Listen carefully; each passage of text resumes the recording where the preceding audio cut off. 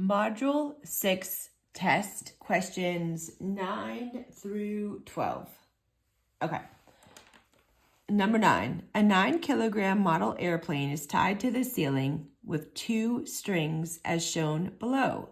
What is the tension in each string? So 9 kilograms, we have to first recognize kilogram is a mass and not a weight. So we can write mass equals 9 kilograms. We have an angle here of 35 degrees relative to the positive x-axis, which is good. And then we have an angle relative to the negative x-axis of 45 degrees that we might as well just go ahead and figure that out right away. So this 35-degree angle, since it was given relative to the positive x-axis, is fine. We can just keep that as 35 degrees. However, the angle that we need for the second, or for separating the x and y components is this angle.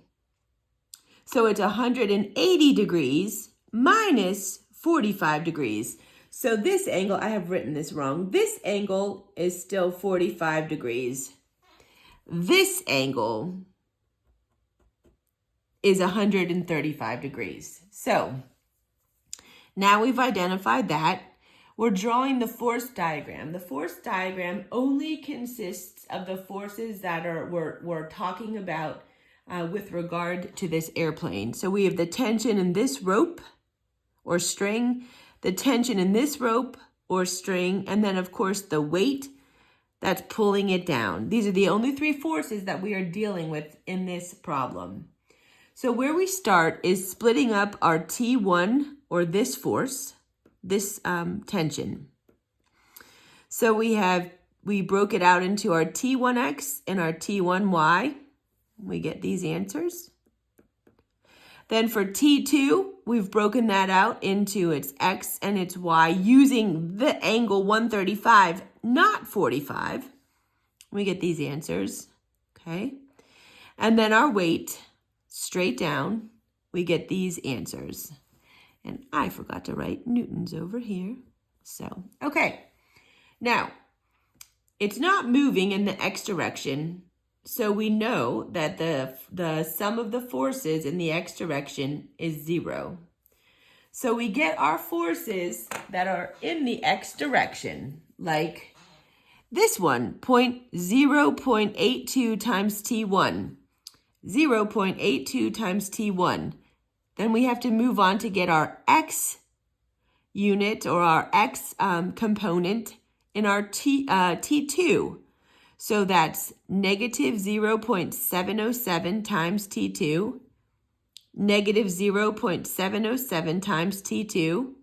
Then we have to get the x component of the weight, which is 0, plus 0. And like I said, it's not moving, so that equals 0. All right. So then we do the math and we find out that T1 equals 0.86 times T2. Now, once again, that's helpful, but that doesn't answer the question for us. So next, we go to the y dimension. It's not moving in the y dimension, so that, again, equals 0. So we get our y component of T1, our y component of T2, and our y component of the weight, and we put that we set that equal to 0.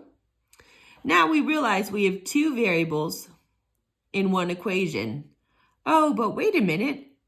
We just said that T1 equals 0.86 times T2. So we can substitute that in right here.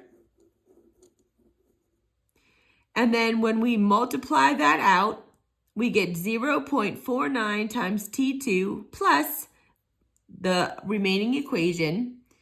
We get 1.20 T2 equals 88 newtons. So we're able to determine that T2 equals 73 newtons. And once we know that, we can put that back into the equation here. T1 equals 0.86 times T2. Here we go. And we can solve that T1 is 63 newtons. Now, I did it different than the answer key that the book suggested. They ended up getting T1 is 62 newtons, and I think they solved it for T2 instead of T1. And then they got T2 equals 73 newtons. But either way, this works just fine. Question 10. A mechanic unscrews a nut with a 15-centimeter wrench. If he grasps the wrench at the end and applies a 456 Newton force perpendicular to the wrench, how much torque is he applying to the nut? This is a very straightforward question. So we know torque equals the force perpendicular times R, which is the length of the lever arm, or in this case, the wrench. So we know R is 15 centimeters, but we also know we need it to be in meters. So when you convert, you get R equals 0.15 meters. So you just plug that into the equation for torque, and you get the torque equals 68 Newton meters. Number 11. A driver grasps a steering wheel radius of 31 centimeters and applies 120.0 newtons of force with each hand in an attempt to turn the wheel. How much total torque is being applied to the wheel? All right, so let's figure out what each hand generates of torque. So the torque equation that we know that we've learned is the torque equals the force perpendicular times the lever arm. So we know R in both cases is 31 centimeters. We know it can't be centimeters, so we figure out, we convert it to meters, and we get 0.31 meters. So we have that. And we know that the force perpendicular is the same for both of them as well. And that's 120 newtons.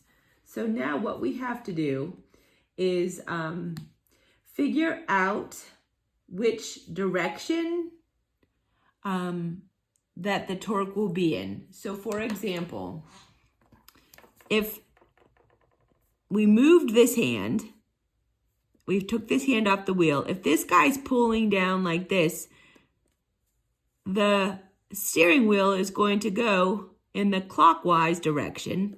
So the torque from the right hand is negative. Now, to figure out the left hand, we remove the right hand. And if he's pushing up like this, the steering wheel still is going to continue to go in the clockwise direction, which again is negative. So both of the torques are in the same direction. So then the total torque is 74 Newton meters clockwise.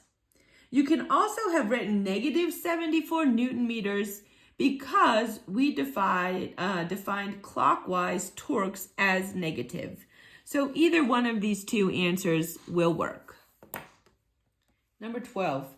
Two plumbers, who I call plumber number 1 and plumber number 2, are trying to unscrew a pipe. The first can exert a force of 345 newtons, while the second is capable of exerting a force of 545 newtons. If the first has a wrench that is 45 centimeters long, and the second has a wrench that is 25 centimeters long, which will be most likely to succeed? Okay, so I went ahead and wrote plumber number 1. He has a force of 345 newtons and a wrench, or R, a lever arm of 45 centimeters. Red flag, we need that to be in meters. Here we go. We know the formula for torque equals the force perpendicular times R, the length of the lever arm or wrench in this case. And we're able to determine that the first plumber's torque is 1.6 times 10 to the second Newton meters. So now let's go ahead and look at plumber number 2. His force is 545 newtons. His wrench is 25 centimeters. Once again, we need to convert that to meters. The R, the length of the wrench or the lever arm, is 0.25 meters. Then we have the formula for torque equals the force perpendicular times R. And we determine that the torque of the second plumber is 1.4 times 10 to the second Newton meters. So plumber number 1 can exert more torque and is therefore probably much more likely to succeed.